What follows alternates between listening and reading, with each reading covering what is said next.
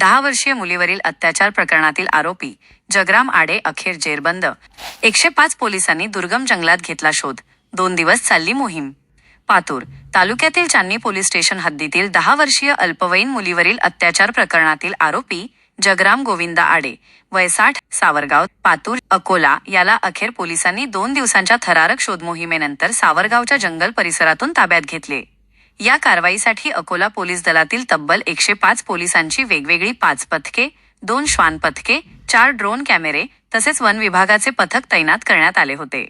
पोलिसांनी दिलेल्या माहितीनुसार मंगळवार 5 मे 2026 रोजी पीडित मुलीच्या आईने चांदणी पोलीस स्टेशन येथे तक्रार दिली होती. फिर्यादी व तिचे पती मजुरीसाठी बाहेर गेले असताना पीडिता घरी एकटी असल्याचा फायदा घेत आरोपी जगराम आडे याने तिच्यावर लैंगिक अत्याचार केल्याचा आरोप तक्रारीत करण्यात आला. तसेच ही बाब कोणाला सांगितल्यास जीवे मारण्याची धमकी दिल्याचेही नमूद करण्यात आले.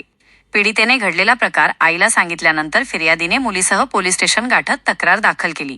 त्यानुसार आरोपी विरुद्ध अपराध क्रमांक 205/2026 अंतर्गत भारतीय न्याय संहितेच्या कलम 64(1), 65(2), 351(2)(3) तसेच पोक्सो कायद्यान्वये कलम 3, 4, 4(2), 8, 12 अन्वये गुन्हा दाखल करण्यात आला. पोलीस अधीक्षक अर्चित चांडक यांनी वन विभागाच्या DFO सुमन सोळंके यांच्याकडे मदत मागितल्यानंतर वन विभागाचे पथकही या मोहिमेत सहभागी झाले. गुरुवार 5/07 रोजी वन विभागाचे RFO जाधव आलेगाव यांचे पथक तसेच सावरगाव येथील नागरिकांच्या मदतीने आरोपी जगराम गोविंदा आडे हा सावरगाव जंगल परिसरात स्थानिक गुन्हे शाखेच्या पथकास मिळून आला. त्यानंतर पोलिसांनी त्याला ताब्यात घेतले. आरोपीचा कोणताही ठावठिकाणा नसताना आणि कोणतीही ठोस तांत्रिक माहिती उपलब्ध नसताना पोलिसांनी केलेल्या मेहनतीला अखेर यश मिळाले. पोलीस स्टेशन अंतर्गत सावरगाव येथे एक अतिशय दुर्दैवी घटना घडली होती, ज्याच्यामध्ये एक 10 वर्षाची मुलगीवर एक 60 वर्षाचे नराधमाने एक अत्याचार करण्याचा एक माहिती आम्हाला भेटली होती.